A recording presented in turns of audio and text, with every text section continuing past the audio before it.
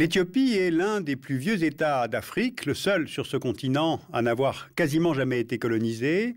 Ce pays est aujourd'hui une puissance régionale dans l'est de l'Afrique, devenue une zone particulièrement instable. Alors essayons aujourd'hui de comprendre pourquoi. L'Éthiopie est située dans la corne de l'Afrique avec l'Érythrée et Djibouti pour voisins au nord-est, la Somalie au sud-est, le Kenya au sud-ouest et le Soudan à l'ouest. Cette expression de corne de l'Afrique vient de cette ressemblance avec une corne de rhinocéros qui s'enfoncerait dans l'océan Indien en face de la péninsule arabique. L'Éthiopie se distingue ainsi de l'Afrique subsaharienne par une histoire assez liée au Moyen-Orient. Par exemple, vers le premier millénaire avant notre ère, les populations arabes du royaume de Saba au Yémen ont traversé la mer Rouge et se sont mêlées aux populations des hauts plateaux éthiopiens. C'est ce métissage qui a donné naissance à la population éthiopienne d'aujourd'hui. La tradition éthiopienne raconte aussi que le fondateur de la dynastie royale, Ménélik Ier, serait le fils du roi Salomon et de la reine de Saba, et le dernier empereur de cette dynastie, Haïlé Sélassié, a été assassiné à la fin du XXe siècle, en 1974, par Mengistu, qui prend alors le pouvoir. Faisons connaissance avec le pays. D'abord, l'Éthiopie est l'un des plus vieux foyers de peuplement au monde. C'est dans la vallée de l'Awash que les archéologues ont trouvé Lucie en 1974, cette jeune australopithèque ayant vécu il y a environ 3 millions d'années. Le pays fait 1 133 000 km². En grec, Éthiops, cela veut dire visage brûlé, désignant ainsi les populations noires qui vivaient au sud de l'Égypte. La capitale du pays, c'est Addis Abeba, située à 2500 mètres d'altitude, au cœur des hauts plateaux, qui donne à la région un climat assez frais et des pluies d'été. Donc cela favorise le maintien des populations, puisqu'il n'y a pas de paludisme, et cela favorise aussi l'agriculture. Là poussent l'orge, le blé, le sorgho, le millet, le maïs. Plus au sud, on cultive l'ansété, c'est-à-dire le bananier d'Abyssinie, mais surtout on cultive le café. L'Éthiopie est le premier exportateur de café d'Afrique, le 6e au monde, et le café représente plus de 40% des exportations du pays. À ces hautes terres agricoles s'opposent des grands espaces semi-désertiques à l'est et au sud, où les Éthiopiens pratiquent l'élevage pastoral. Il y a 75 millions d'habitants, et ce pays est d'une grande diversité ethnique, linguistique et religieuse. Donc faisons un petit peu d'ethnologie. D'abord, c'est sur ces hauts plateaux que vivent les peuples sémitiques fondateurs de la dynastie éthiopienne, les Amhara et les Tigréens. Leur langue, l'amharique, est toujours la langue véhiculaire du pays et elle utilise cette écriture que vous voyez là, qui est dérivée du ge'ez, la langue liturgique de l'Éthiopie. Ils forment 32% des habitants du pays et ils sont agriculteurs sédentaires. 40% des Éthiopiens sont des Oromos. De langue couchitique, ils sont agriculteurs ou éleveurs. À l'est du pays, on trouve les Somalis et les Afars, également de langue couchitique, éleveurs de chameaux. Au sud vivent de nombreux peuples, les Sidamo, les Gourages, ainsi que plusieurs peuples de langue omotique, soit près de 4 millions de locuteurs. Enfin, dans l'ouest vivent des peuples de langue nilo-saharienne, apparentés aux populations vivant au Soudan, comme les Nuer, les Anouaks ou les Berta. On a donc une très grande diversité ethno-linguistique et il en est de même pour les religions.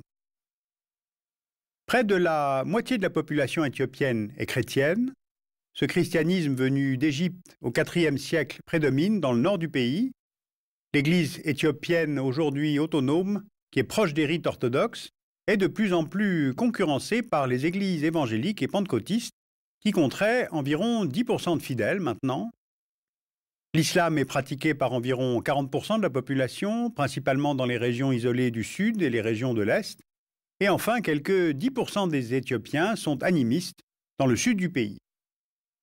Et dans la province de Gondar, il y avait une communauté d'environ 30 000 juifs, les Falachas. Israël a organisé en 1984 un véritable pont aérien pour les faire venir en Israël. Et les Falachas seraient aujourd'hui environ 5 000 vivant toujours en Éthiopie. Alors, vous le voyez, l'Éthiopie est un pays complexe, son unité est fragile, Et après la chute du dictateur Mengistu Haile en 1994, l'Éthiopie est devenue une fédération dont les États ont acquis, en tout cas sur le papier, une grande autonomie, avec chacun une assemblée et une administration propres. Or, le durcissement politique du régime depuis 2000 et l'instabilité régionale continuent de fragiliser ce pays, et c'est de cela dont je voudrais vous parler aujourd'hui. Après 30 ans de lutte armée contre Addis Abeba, l'ancienne province de l'Érythrée est devenue indépendante en 1993. Cette indépendance est reconnue par l'Éthiopie, et pourtant les deux pays entrent à nouveau en guerre en 1998 pour le tracé de leurs frontières communes, notamment pour la ville de Badmé. En 2002, une commission internationale d'arbitrage donne raison à l'Érythrée et place Badmé en territoire érythréen. Or, Addis Abeba refuse ce tracé et empêche depuis toute fixation définitive de la frontière. Car en fait, derrière ce contentieux se cache pour l'Éthiopie l'amertume d'avoir perdu son seul accès à la mer.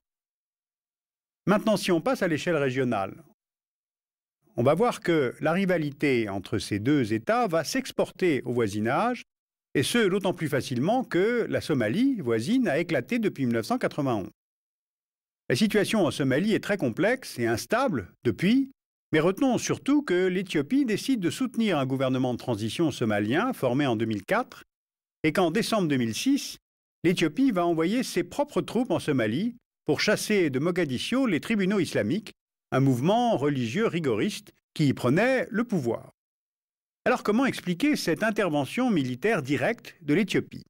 Je crois qu'il y a plusieurs facteurs. D'abord, il y a une vieille perception éthiopienne d'une Somalie hostile. Je vous rappelle que la Somalie avait envahi le pays en 1977 pour récupérer la région d'Ogaden, peuplée de Somalie. Ensuite, l'Éthiopie redoute la contagion islamiste.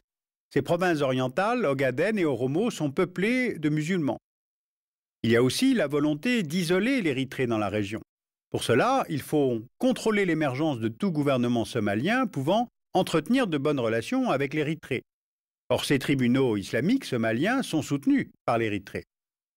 Il y a aussi des facteurs internes, car le régime du Premier ministre éthiopien, Meles Zenawi, peut faire oublier aux Éthiopiens son autoritarisme. Il a procédé à une épuration à son profit et a fait emprisonner l'opposition parlementaire. Et puis il y a aussi des facteurs internationaux. Addis Abeba peut maintenant agiter la menace du terrorisme islamiste, puisque depuis le 11 septembre 2001, la Somalie est soupçonnée d'héberger des représentants d'Al-Qaïda, responsables des attentats contre les ambassades américaines au Kenya et en Tanzanie en 1998. Donc, après un soutien massif de la CIA à certains groupes, après un déploiement militaire, notamment à Djibouti, les États-Unis veulent agir maintenant via l'Éthiopie. Donc ils ont soutenu l'intervention éthiopienne en Somalie contre les tribunaux islamiques, faisant une fois encore la confusion entre djihadisme et islamisme. Alors c'est bien la coïncidence d'intérêts entre l'agenda global américain et les intérêts locaux éthiopiens qui sert de justification à cette intervention. Or, elle ne contribue pas au règlement de la crise somalienne. Cette opération militaire pourrait aggraver les tensions qui sont déjà fortes avec l'Érythrée. Le régime éthiopien est fragile et il pourrait intervenir en Érythrée en croyant bénéficier d'un accord des Américains. Et puis les États-Unis, une fois encore, soutiennent une intervention militaire dans un pays musulman en s'appuyant sur un allié qui est perçu par l'opinion publique musulmane comme un allié chrétien.